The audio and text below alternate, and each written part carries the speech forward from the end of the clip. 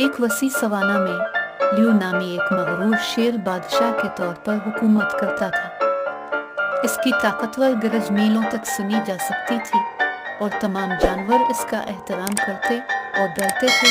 एक दिन कलारा नामी एक चालाक कौवे ने एक ताकतवर हाथी को शिकारी के जाल में फंसा हुआ देखा। मदद के लिए हाथी की चीखें पूरे सवाना में गूंज रही थी। कलारा जानती थी कि उसे जल्दी से काम करना है।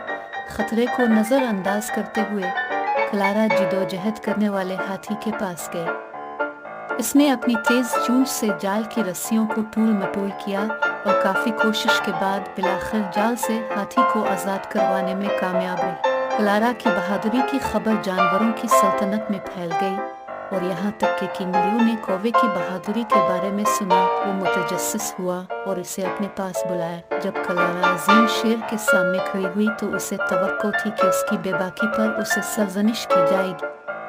ताहम किंग लियू ने इसे हैरान कर दिया।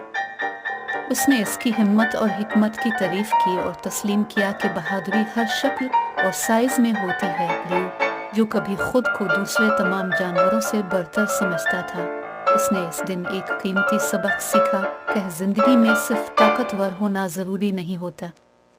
उसने महसूस किया कि दानिशमंदी, हिम्मत और वसाइल परस्ती भी इतनी ही अहम खुसूसियात हैं। इस दिन से कलारा किंग लियू की मुशीर बन गई। अपनी बसीरत और इल्म को शेर के साथ बांटती रही और उसने बदले में इसकी दानिशमंदी की वजह से जंगल में सब ने इसका एहतराम किया। इस कहानी से ये सबक मिलता है कि अक्ल और हिम्मत की ताकत को कभी कम नहीं समझना चाहिए, क्योंकि वो इंतहाई गैर मुतवक्के जगहों पर मिल सकते हैं।